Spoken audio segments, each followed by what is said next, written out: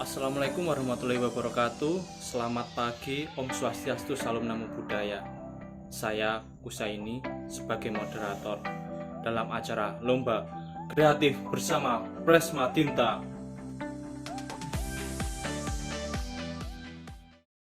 Sebelumnya, terima kasih untuk para peserta yang telah mengikuti Lomba Kreatif bersama Presma di tengah masa pandemi COVID-19. Semua video yang masuk sangat bagus, sangat keren, sangat inspiratif, serta sangat kreatif. Selanjutnya kita masuk di sesi Q&A yang sudah masuk melalui IG Presma Tinta. Ada pertanyaan dari @Karenza Alcaraz, apa bakal ada lagi acara tahun depan? Melihat partisipasi yang sangat banyak serta feedback output yang didapatkan kamu juga banyak, insya Allah tahun depan akan ada lagi. Selanjutnya ada juga pertanyaan dari @Habibur Rahman, bobot penilaian lomba videonya tolong dijelaskan. Kita ada 7 aspek yang dinilai. Yang pertama adalah unsur naratifnya, yaitu ide cerita, kesesuaian pesan, alur, dan seterusnya. Kemudian yang kedua adalah kreativitas, bagaimana teman-teman kita menilai kreativitas teman-teman mengemas ide tadi dalam bentuk video seperti apa. Kemudian yang ketiga adalah penataan suara, yang di dalamnya terdapat ilustrasi musiknya seperti apa, kemudian dialognya jelas apa enggak kita dengerin, kemudian kalau mau voice overnya pas apa enggak dengan videonya, dan seterusnya. Termasuk ada misal mau pakai sound effect, kita nilai di situ. Kemudian yang keempat adalah sinematografi. Sinematografi di dalamnya berkaitan dengan pengoperasian kamera, komposisinya seperti apa, pergerakan kameranya seperti apa, warnanya seperti apa. Dan yang keenam adalah teknik editing, bagaimana teman-teman menyusun gambarnya, membuat plotnya, menyusun alurnya. Kemudian yang terakhir adalah mise en scene, yaitu segala sesuatu yang ada di depan kamera. Bagaimana acting pemainnya, penataan artistiknya, penggunaan propertinya, bajunya kayak gimana, dan seterusnya. Kurang lebih seperti itu, dan dari masing-masing aspek kita kasih penilaian skala 1 sampai 10. Terus pertanyaan berikutnya lagi dari Rizal @RizalMRG, video yang menarik itu terdiri dari isi dan konsep yang bagaimana? Isi dan konsep yang bagaimana ini sama aja kayak ketika kita bercerita sesuatu apapun itu ke teman kita. Nah, kalau kita menceritakan sesuatu hal yang biasa-biasa aja, ya teman kita anggap biasa aja, aku udah pernah denger itu, udah pernah lihat itu, aku nggak pengen nonton, aku nggak pengen dengerin yang kamu ceritain. Ya sesederhana itu. Tapi ketika kalian mampu memberi informasi yang baru, cerita yang menarik, ketika kalian sampaikan, hey bro, aku ada cerita gini. Ketika teman kamu jawab, terus gimana, nah itu salah satu indikator berarti cerita kamu atau konsep kamu itu menarik dan bikin orang penasaran untuk nonton. Dari Diki Nurwayudi, faktor apa saja agar video dapat banyak disukai? Kalau ini pertanyaannya sama ketika kalian nanya ke teman-teman kalian yang suka nonton drama Korea, pasti jawabannya bakalan beda-beda. Ngapain kalian suka nonton drama Korea? Ada yang suka sama ceritanya, ada yang suka karena syutingnya itu di Korea, tempatnya bagus-bagus, ada yang suka sama aktornya yang ganteng, aktrisnya yang cantik, dan lain sebagainya. Nah, semua itu sebenarnya udah ada rumusnya ya. Yang pertama, mulai dari bagaimana kita menyusun cerita atau unsur naratifnya. Ceritanya menarik, itu bisa jadi salah satu nilai jualnya. Kemudian yang kedua, teknik sinematografinya, bagaimana cara kita menempatkan kamera di posisi yang benar, komposisi yang benar, pergerakannya benar, dan lain sebagainya. Kemudian nata suaranya benar, musiknya pas, dramatisnya pas, dialognya pas, dan lain sebagainya. Kemudian secara mise en scene, semua yang ada di depan kamera juga menarik, lokasinya menarik, propertinya menarik, acting pemainnya menarik, pemainnya sendiri juga menarik. Nah, itu jadi salah satu beberapa indikator yang bisa kita penuhi. Syukur-syukur bisa dipenuhi semua. Dari Okta_Vianasari, ada trik khusus gak kalau mau buat video 30 detik sampai 1 menit dengan isi singkat tapi berjuta makna? Kalau trik khusus sebenarnya nggak sama aja kalau kita mau bikin video 30 detik, 10 detik, 1 menit sampai 1 jam dan seterusnya, sama aja. Bagaimana cara kita mengajak penonton mau ngikutin kita. Nah, salah satu cara yang paling pas ya ceritanya dulu. Kalau ceritanya udah menarik, mau kita cuma 30 detik, 1 menit, 1 jam, kalau ceritanya pas, ceritanya menarik, orang pasti bakalan mau ngikutin cerita kita. Kemudian tinggal selanjutnya kalau udah punya modal cerita yang menarik, kita menyiapkan bagaimana membungkus cerita itu dengan menarik. Nah, kalau mau bikin cerita menarik dengan durasi yang pendek, berarti ya ceritanya pendek aja, adegannya jangan banyak-banyak, tapi isinya yang benar-benar padat dan kuat kayak gitu. Jadi jangan kita bikin cerita yang panjang terus akhirnya dipendek-pendekin, akhirnya rasanya akan kurang. Jadi kalau mau bikin video pendek, ya jangan terlalu muluk-muluk, ceritanya nggak perlu banyak-banyak, lokasinya nggak perlu banyak-banyak, dikit aja tapi intinya inti yang kamu sampaikan. Terus yang terakhir ada dari Karina Salsabir, jenis video seperti apa yang cocok untuk sebuah himbauan, jenis sinematografi atau animasi atau lainnya gitu. Jadi sebenarnya semuanya bisa prinsipnya, semuanya bisa, mau animasi, kemudian mau film, video, sinematografi, apapun bisa. Yang penting adalah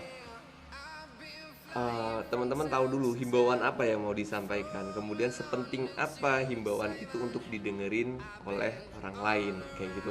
Kalau memang himbauannya itu penting, himbauannya belum pernah didengar sama orang lain, pasti orang akan punya ketertarikan sendiri buat dengerinnya.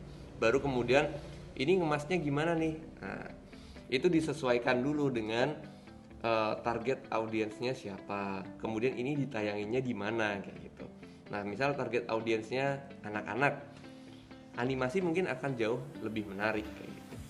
Atau misal ini mau di-share di mana, mau dipasang di apa, misal dipasang di billboard atau di-share di Instagram atau apa. Kalau misal dipasang di billboard misal kayak gitu, animasi dengan warna-warninya itu jadi satu nilai jual juga kalau dipasang di billboard ya, di jalan-jalan. Karena dengan warna-warni itu orang pasti bakalan tertarik, apa tuh kayak gitu buat nonton. Tapi kalau buat di-share di medsos dan lain sebagainya menggunakan video pendek, sinematografi, bisa juga. Nah, itu tadi jawaban dari Dewan Juri ya. Semoga terjawab pertanyaan kalian. Semoga selanjutnya dengan adanya lomba ini kita menjadi lebih kreatif untuk membuat karya, lebih inspiratif lagi dalam berbagi karya. Terus terang saya bangga sekali kepada seluruh partisipan di masa seperti ini. Semuanya tetap bersemangat dalam membuat video yang inspiratif, saling berbagi kebahagiaan serta ilmu-ilmu yang bermanfaat. Memasuki sesi selanjutnya, materi akan disampaikan oleh Mas Vicky Hendri Kurniawan. Kepada yang terhormat saya persilahkan. Assalamualaikum warahmatullahi wabarakatuh. Saya Vicky, selaku salah satu Dewan Juri di Lomba Kreatif Bersama Tinta Politeknik Negeri Banyuwangi. Teman-teman yang sudah mengikuti lomba video ini, saya sudah nonton karya teman-teman semua. Ada 11 karya yang saya tonton. Dari 11 karya tersebut, dari masing-masing karya memang ada kelebihan dan kekurangan di masing-masing karyanya. Pada prinsipnya ketika kita membuat video, entah video pendek, panjang, ataupun itu dalam bentuk film pendek dan panjang,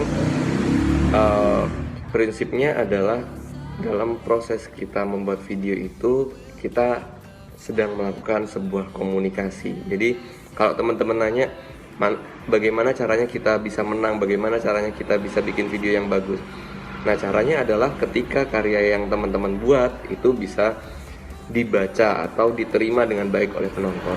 Informasi yang ingin teman-teman sampaikan bisa diterima dengan baik oleh penonton. Nah, berarti kalau indikator itu sudah dipenuhi, berarti karya teman-teman bisa kita sebut dengan karya yang sudah baik. Jadi kurang lebih seperti itu. Jadi yang harus teman-teman perhatikan yang pertama adalah informasi apa yang mau disampaikan, pesan apa yang mau disampaikan, atau kalau dalam bahasa teknisnya itu disebut dengan unsur naratif. Nah, berarti kalau indikator itu sudah dipenuhi, berarti karya teman-teman bisa kita sebut dengan karya yang sudah baik. Jadi kurang lebih seperti itu. Jadi yang harus teman-teman perhatikan yang pertama adalah informasi apa yang mau disampaikan, pesan apa yang mau disampaikan, atau kalau dalam bahasa teknisnya itu disebut dengan unsur naratif. Kemudian bagaimana kita mengemas informasi itu dengan menarik atau kita sebut dengan unsur sinematik, mulai dari penataan kameranya, kemudian mulai dari pengadeganan apa yang ada di depan kamera, kemudian bagaimana kita menata suaranya, kemudian bagaimana kita menentukan plotnya, alurnya ketika dalam tahapan editing. Jadi tidak bisa hanya ceritanya yang baik tapi gambarnya kurang baik, editingnya kurang baik, atau editingnya sudah baik tapi ceritanya kurang baik. Itu nggak bisa. Jadi satu sama lain harus saling memenuhi. Jadi kurang lebih seperti itu. Tetap semangat teman-teman, semoga ke depan bisa menghasilkan karya yang jauh lebih baik lagi. Terima kasih. Nah, kalau boleh saya definisikan, video yang teman-teman bikin ini masuknya di iklan layanan masyarakat yang berisi tentang himbauan pada masyarakat untuk tetap di rumah saja. Nah, kalau berisi tentang himbauan tentulah haruslah informatif. Pesannya harus nyampe, namun tetap dikemas secara menarik dan tentu unik, agar masyarakat yang menonton juga tetap terhibur. Dan buat yang belum menang, jangan berkecil hati. Mudah-mudahan tahun depan ada lagi lomba seperti ini, jadi teman-teman bisa ikutan lagi. Sekian dulu dari saya. Assalamualaikum warahmatullahi wabarakatuh. Assalamualaikum warahmatullahi wabarakatuh. Baik teman-teman, sebelum saya masuk ke poin kesimpulan, jadi di sini saya ingin mengapresiasi seluruh karya peserta yang sudah mendaftar. Karya kalian sungguh luar biasa dan tidak masalah ketika pada kesempatan kali ini teman-teman mungkin mengirimkan karya-karya yang mungkin belum maksimal.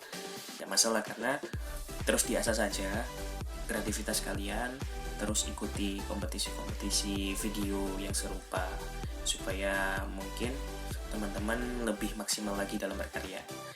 Kemudian di sini saya akan memberikan kesimpulan dari seluruh video yang masuk dan masuk dalam tahap penilaian juri. Seperti itu. Jadi poin yang pertama yang perlu saya tekankan di sini adalah tentang tema. Jadi masih banyak yang mungkin para peserta belum memahami temanya apa. Jadi tema yang diangkat ini apa? Tema yang diangkat adalah produktif di rumah saja kan ya. Nah, jadi di sini masih banyak yang keluar dari itu. Masih banyak yang mengangkat tentang himbauannya, tentang cuci tangannya, tentang maskernya dan lain sebagainya. Nah, ini kan dalam sebuah kompetisi perlu diperhatikan betul. Jadi temanya apa, kita ikuti temanya, seperti itu. Jangan keluar dari tema, sebisa mungkin seperti itu. Nah, kemudian yang kedua adalah tentang pengambilan gambar. Pengambilan gambar di sini yang perlu diperhatikan adalah apa yang ada di dalam satu frame. Nah, teman-teman dalam membuat video itu perlu diperhatikan betul apa yang ada di dalam satu frame. Diperhatikan betul backgroundnya, diperhatikan betul foregroundnya. Jadi background itu apa yang ada di belakang si pemeran, si karakter yang ada di dalam sebuah gambar itu, dan foreground adalah apa yang ada di depan. Misalkan di depan ada orang lewat, ada mobil lewat, ada hujan. Nah, itu foreground.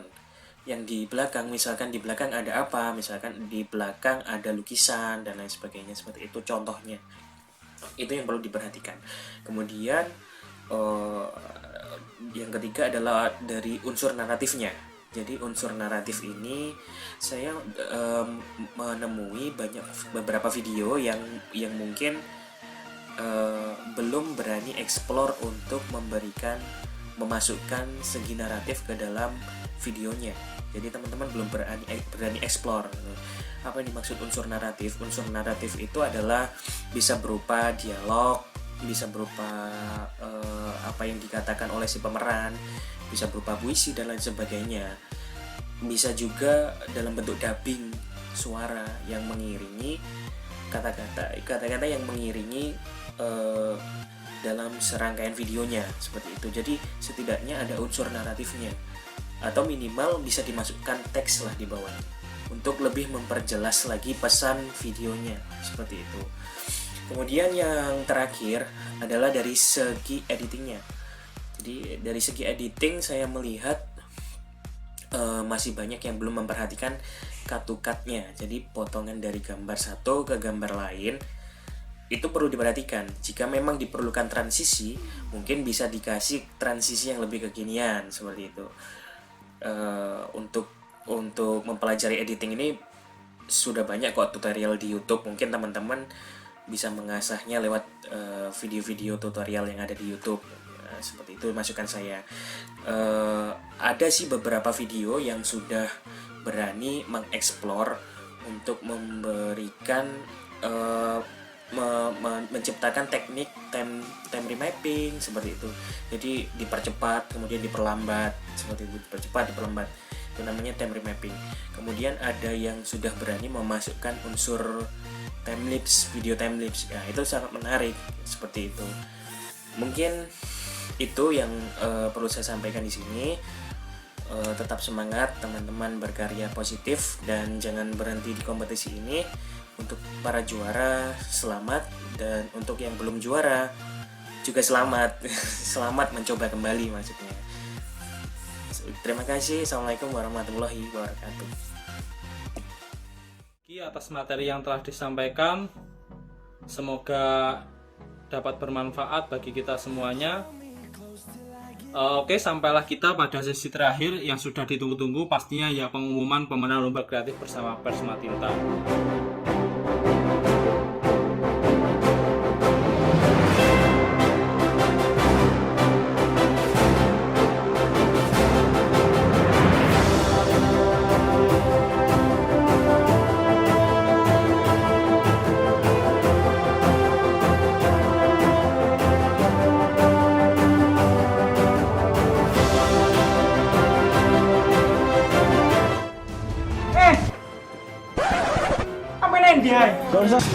Apa kabar? Baik. Physical distancing, bro.